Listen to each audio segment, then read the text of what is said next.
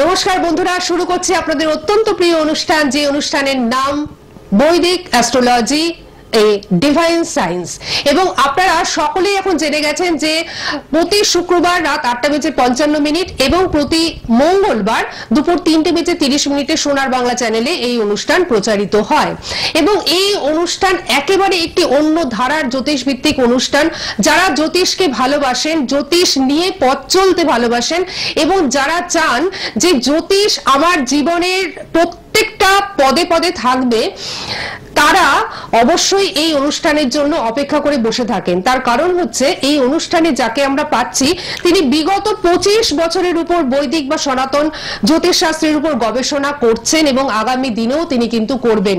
এবং ঠিক এই কারণেই তার চুলচেরা বিশ্লেষণের জন্য প্রত্যেকটি মানুষ তাকে ভালোবেসেছেন এবং তার কাছে কিন্তু আসছেন। নারী জ্যোতিষ, যেটি চন্দ্রকলা নারী, তার উপর যে জ্ঞান, সেটার উপর তার জ্ঞান কিন্তু অপরিসীম।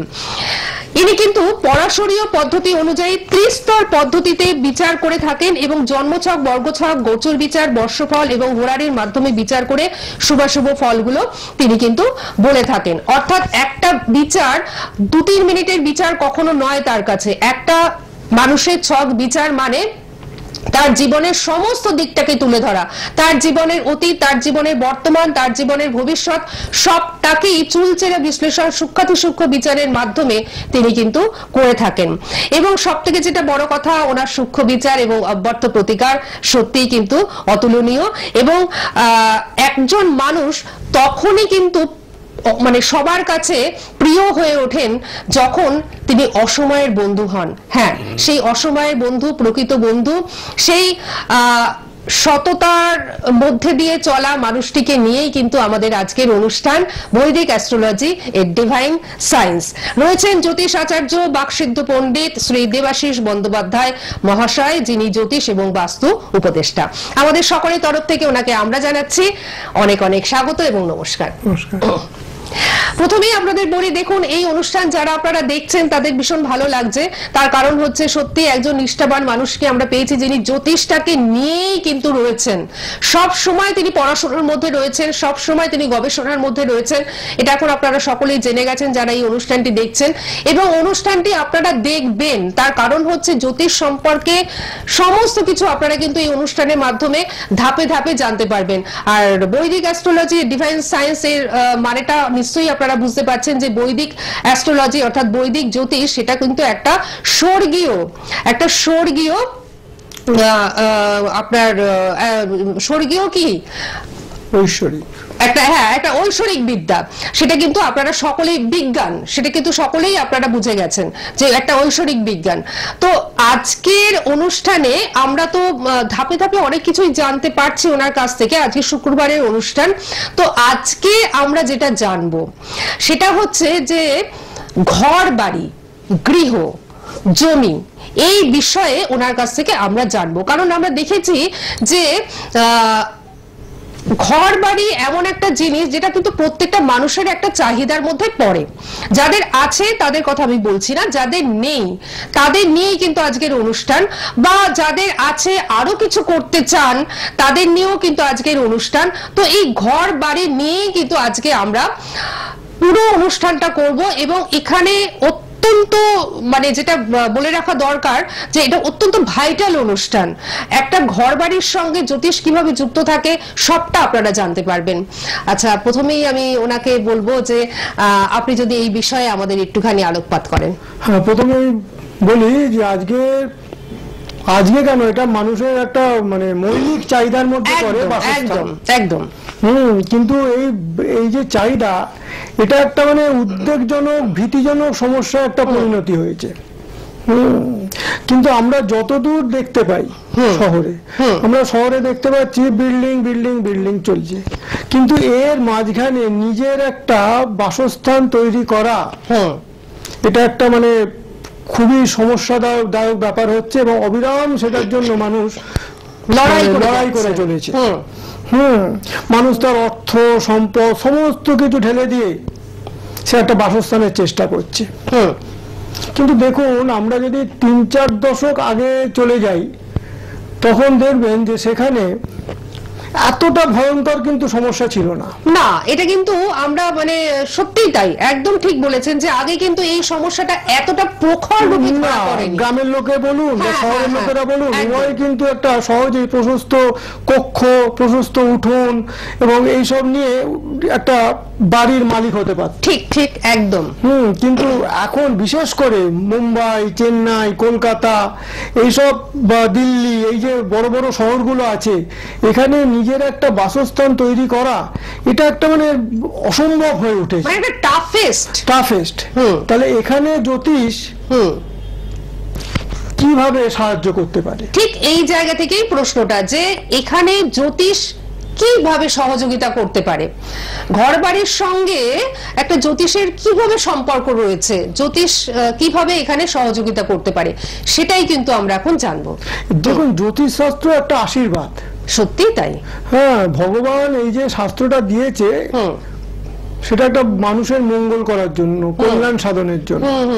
তা মানুষ এই আকাঙ্ক্ষা পূরণটা করার জন্য জ্যোতিষ কিন্তু নানাভাবে সহায়তা করছে। আমরা জ্যোতিষ শাস্ত্রতে এই ঘর বাড়ির যে হাউস বা এই মানুষের যে ন্যাটাল চার্ট বা জন্ম কুণ্ডলী, এখান থেকে কোত্থেকে আমরা এই বাড়ি ঘরের সন্ধানটা পাবো?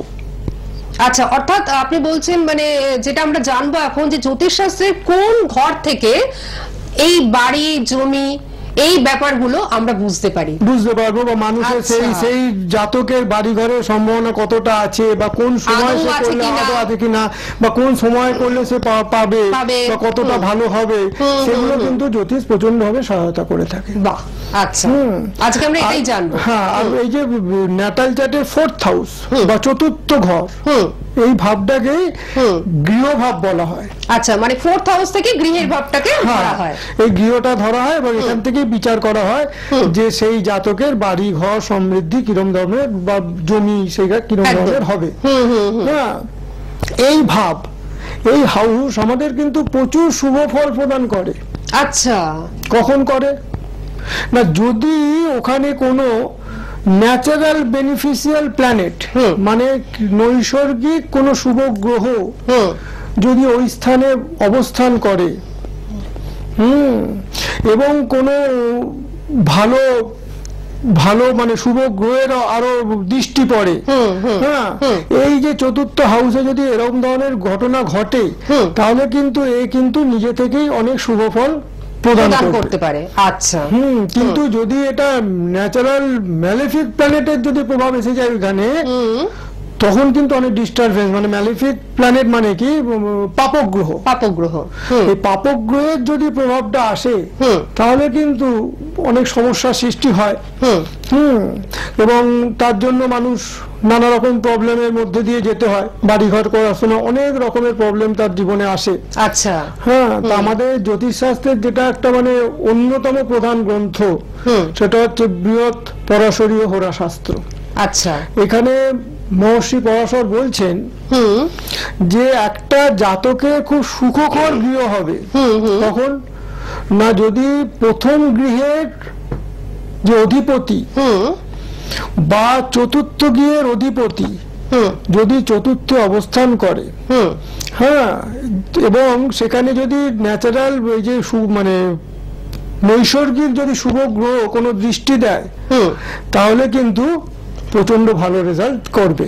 আরো এখানে বলা হয়েছে, কি বলা হয়েছে না, এই যে 4th হাউসের যে ওনার বা গৃহের যে স্বামী, সে যদি তার নিজের যে ক্ষেত্র, প্রত্যেকটা মানে মানে ভাবেরই বা প্রত্যেকটা গ্রহেরই তো নিজের নিজের কিছু কিছু ঘর আছে, সেই নিজের ঘরে যদি সে বসে, সেই চতুর্থ পতিটা, কিংবা সে যদি খুব তুঙ্গ পজিশনে বসে, খুব শক্তিশালী, তুঙ্গ মানে তো খুব শক্তিশালী এবং খুব ভালো জায়গা, সেখানটায় যদি বসে, কিংবা যদি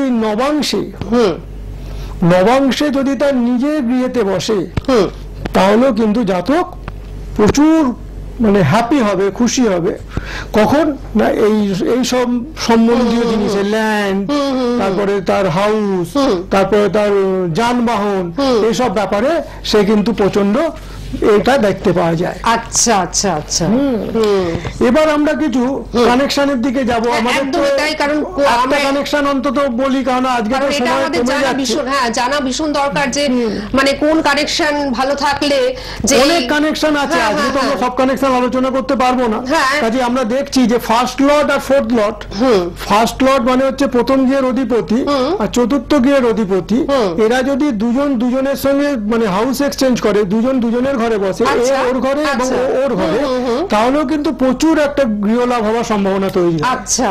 কিন্তু এখানেও অনেক প্রশ্ন আছে, সেই সময় যদি গোচরে ম্যালিফিক প্ল্যানেটের যদি কোনো প্রভাব পড়ে যায় বা তাৎক্ষণিক যদি ওটা শত্রুতা তৈরি হয়, তখন কিন্তু অনেক রকম মামলা মকদ্দমা এসবের কিন্তু চান্স ফ্যাক্টর থেকে যাবে। আচ্ছা, আজকে তো আমাদের আর এগোতে পারবো বলে মনে হচ্ছে না। হ্যাঁ সময়টা যেহেতু আমাদের স্বল্প, যেহেতু স্বল্প, এই বিষয়ে অনেক জানবার রয়েছে, প্রচুর জানবার রয়েছে। আমরা আলোচনা করব পরের এপিসোডে। হ্যাঁ হ্যাঁ, পরের এপিসোডে তো আলোচনা করব, কিন্তু আমি একটু বলে দিই যে প্রত্যেকের চার্ট মানে ইন্ডিভিজুয়ালি প্রত্যেকের চার্ট কিন্তু বিশ্লেষণ করা প্রয়োজন, নিজের চার্টটাকে নিজে জানা ভীষণভাবে প্রয়োজন। দেখুন প্রত্যেকের চার্টে কিন্তু আলাদা আলাদা কানেকশন থাকে, প্রত্যেকের চার্ট আলাদা হয়, কারোর সাথে কারোর চার্ট কিন্তু কখনোই একরকম হয় না, এবং সেই জন্যই প্রত্যেকের চার্ট খুব সূক্ষ্মভাবে জানা দরকার। হ্যাঁ 2-3 মিনিটের মধ্যে আপনি কোথাও গেলেন, জ্যোতিষী আপনাকে বলে দিল যে এই আছে ওই আছে সেই আছে, এটা কিন্তু চার্ট বিশ্লেষণ করা নয়। এখন আপনারা সকলেই জেনে গেছেন যে চার্ট বিশ্লেষণ করা মানে সূক্ষ্মাতি সূক্ষ্ম বিচার, পুঙ্খানুপুঙ্খ বিশ্লেষণ এবং গভীরে ঢুকে সমস্ত ধরনের বিচার করে তবে একটা সিদ্ধান্তে উপনীত হয়। বিশেষ করে বর্গ চার্ট গুলো মানে ডিভিশনাল চার্ট, এই ডিভিশনাল চার্ট যদি বিচার করা না হয় তাহলে সেটা অসম্পূর্ণ হয়ে যাচ্ছে, অসম্পূর্ণ হয়ে যাচ্ছে, এবং এই কাজটি অত্যন্ত নিষ্ঠার সঙ্গে সততার সঙ্গে উনি কিন্তু করেন। অর্থাৎ একটি মানুষের চার্ট অনেকক্ষণ ধরে সব রকম ভাবে বিশ্লেষণ করে তবে কিন্তু সিদ্ধান্তে উপনীত হন। যারা ওনার কাছে আসতে চাইছেন, দেখুন রেড বক্সের মধ্যে নাম্বার যাচ্ছে, এই নাম্বারে অবশ্যই আপনারা ফোন করুন, এবং এই নাম্বারে ফোন করে ওনাকে কোথায় পাবেন আমি একটু বলে দিচ্ছি। গড়িয়াহাটে ওনাকে পাচ্ছেন, গড়িয়াহাট চেম্বারে ওনাকে পাচ্ছেন, বালি চেম্বারে ওনাকে পাচ্ছেন এবং মায়াপুরে ওনাকে পাচ্ছেন। আবার বলে দিই, গড়িয়াহাট চেম্বারে ওনাকে পাচ্ছেন, বালি চেম্বারে ওনাকে পাচ্ছেন এবং মায়াপুরে পাচ্ছেন। তবে ঠিক কবে পাচ্ছেন কখন পাচ্ছেন সেটা জানবার জন্য একটুখানি ফোন নাম্বারে আপনারা ফোন করবেন, এবং যারা ওনার সঙ্গে আলোচনা করতে চাইছেন নিজেদের সমস্যা নিয়ে বিষয় নিয়ে অবশ্যই ফোন করুন এবং কাছাকাছি চলে আসুন। যারা নিজের চার্টটিকে জানেন না, কিছুই জানেন না, তারা তো অবশ্যই আসবেন, যারা স্বল্প জানেন তারাও কিন্তু অবশ্যই পুরোপুরি জানবার জন্য চলে আসুন, কারণ 25 বছর ধরে তিনি কিন্তু এই জগৎটার সঙ্গে যুক্ত এবং গবেষণা করছেন। বারবার এই কথাটি আমি উচ্চারণ করি। বুকিং নাম্বার আপনারা দেখতেই পাচ্ছেন টিভি স্ক্রিনে 7998040396, 7998040396 এই নাম্বারে কিন্তু বুকিং চলছে। আচ্ছা, যেহেতু আমাদের স্বল্প সময় রয়েছে, তো আমরা কি একটি উদাহরণের মাধ্যমে কিছু বুঝতে পারি? কারণ আপনি আমাদের তো খুব সুন্দরভাবে একটি চার্ট বিশ্লেষণ করে একটু উদাহরণের মাধ্যমে বলে দেন, তো সেক্ষেত্রে যদি আমরা একটুখানি।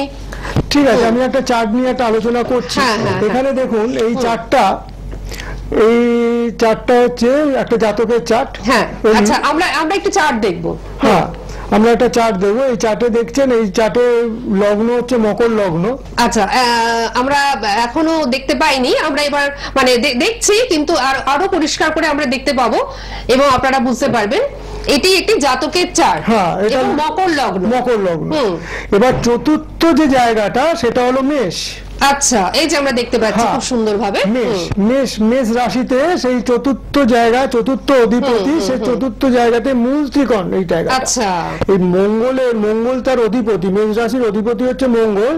সেখানে কিন্তু মঙ্গল সে নিজের ক্ষেত্রে, এবং এটাই তার মূল ত্রিকোণ, এই মূল ত্রিকোণে কিন্তু সে বসে আছে। আচ্ছা, এবং এখানে মঙ্গল হচ্ছে প্রচন্ড স্ট্রং হয়ে আছে। আচ্ছা, চতুর্থপতি চতুর্থ ঘরে প্রচন্ড স্ট্রং হয়ে বসে আছে বলে এই জাতকের কিন্তু বাড়ির ব্যাপারটা খুব ইজিলি হয়ে যাবে। আচ্ছা, এবং দেখুন এই মঙ্গল হচ্ছে চতুর্থপতি এবং একাদশপতি, বৃশ্চিকের অধিপতি হচ্ছে মঙ্গল।